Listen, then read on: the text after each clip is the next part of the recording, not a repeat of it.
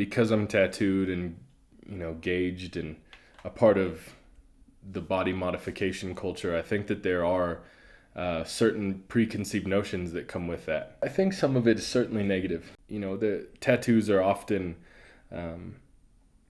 classified with people who are, out of prison or things like that. And so there's just this idea that people who have tattoos do or have done bad things. And I hope that stigma is being lifted, but even still, people look at me and just probably their mind goes crazy wondering where I've been and what I've done.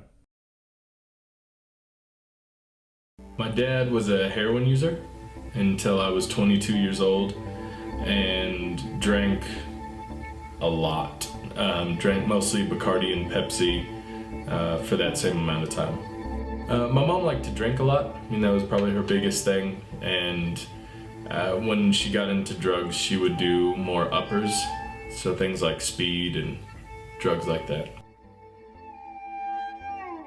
My parents separated when I was 8, and then the divorce finalized somewhere during when I was 9 years old. When my parents separated, I moved in with my mom.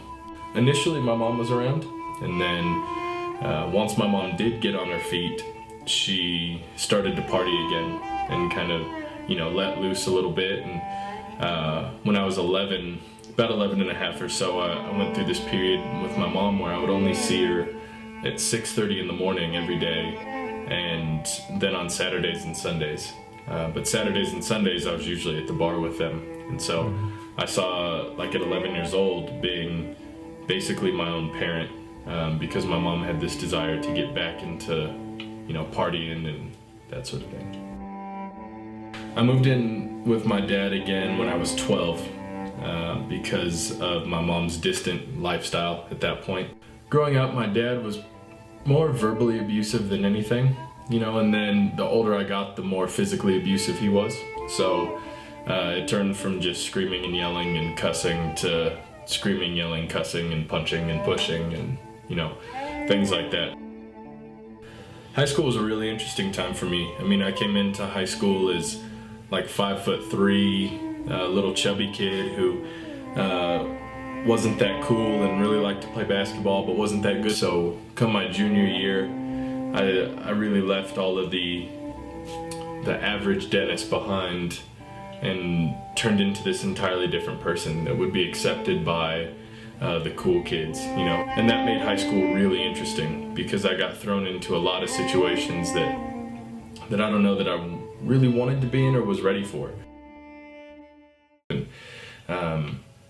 I went through something fairly tragic my senior year. I got a girl pregnant and we ended up having an abortion during that time. And so that rocked my world a little bit, but it really wasn't until after I graduated high school that I took that kind of introspective step back and thought, man, I don't really like the person that I am. My journey of faith has been a pretty interesting one. It wasn't until after I graduated that I finally was so fed up with how miserable I was and how self-seeking I was that one day, I don't know the day, I don't even remember where I was actually, I just remember the feeling, and I remember feeling so disappointed in who I was to people that I sort of looked up towards the heaven and said, man, if you're real, I could really, really use you. If you're who people say you are, let's give this thing a shot. And that was, 11 years ago.